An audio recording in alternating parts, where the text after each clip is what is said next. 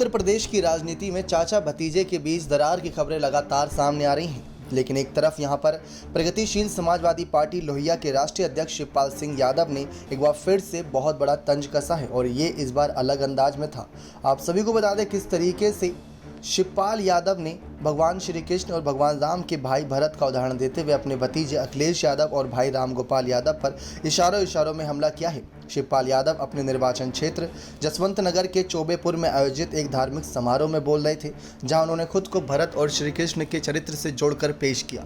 शिवपाल यादव ने यहां कहा कि संकट से कोई बच नहीं सका है। संकट तो भगवान राम पर भी आया। रास तिलक होने जा रहा था, लेकिन कैकेयी के कारण हो गया वनवास। इसके बाद भरत ने राम की चरण पादुका रखकर 14 साल राजपाट चलाया। लेकिन इसके बाद शिवपाल यादव केवल यहीं नहीं रुके। उन्होंने साफ कहा कि भगवान श्री कृष्ण का जन्म जेल में हुआ था। कंस ने अपनी बहन देवकी और बहनोई को जेल में डाल दिया था, जहां पर श्री कृष्ण का जन्म हुआ था। उन्होंने साफ कहा कि कौरवों और पांडवों के बीच में महाभारत का युद्ध नहीं होता, लेकिन एक गलती के कारण युद्ध के हालात बन गए। पांडवों को जुआ नहीं खेलना चाहिए था। अगर जुआ खेलना ही था तो दुर्योधन से खेलना चाहिए था। शकुनी से जुआ नहीं खेलना चाहिए था। ये बात इन्होंने साफ कही।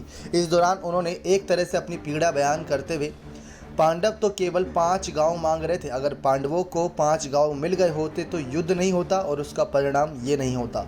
उन्होंने कहा कि कौरवों और पांडवों के बीच जब युद्ध हुआ तो श्री कृष्ण के सारथी बने और युद्ध पांडवों ने जीत लिया। कौरव सबसे शक्तिशाली और ताकतवर थे, लेकिन भगवान श्री कृष्ण के पांडवों के सारथी बनने से महाभारत का युद्ध पांडवों ने जीत लिया। यह कोई पहला मौका नहीं है जब शिवपाल यादव ने रामायण और महाभारत के पात्रों का जिक्र करते हुए अखिलेश और राम गोपाल पर निशाना साधा है। इससे पहले भी दर्जनों दफ़ा शिवपाल सिंह यादव अपनी बात महाभारत रामायण के पात्रों का जिक्र करते आए हैं।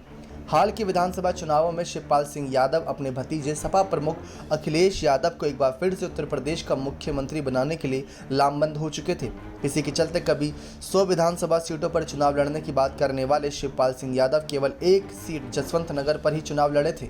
कई दफ़ा शिवपाल ये बात भी बोल चुके हैं कि उन्होंने अपने लोगों की बलि इसलिए चढ़ा दी ताकि अखिलेश मुख्यमंत्री बने, लेकिन सत्ता सपा गठबंधन के पास ना आकर भाजपा के खाते में चली गई।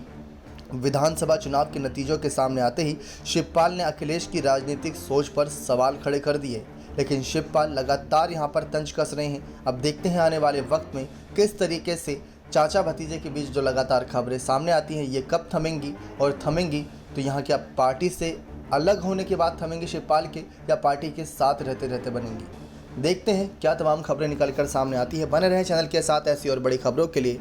नेक्स्ट 9 न्यूज़ रूम की रिपोर्ट।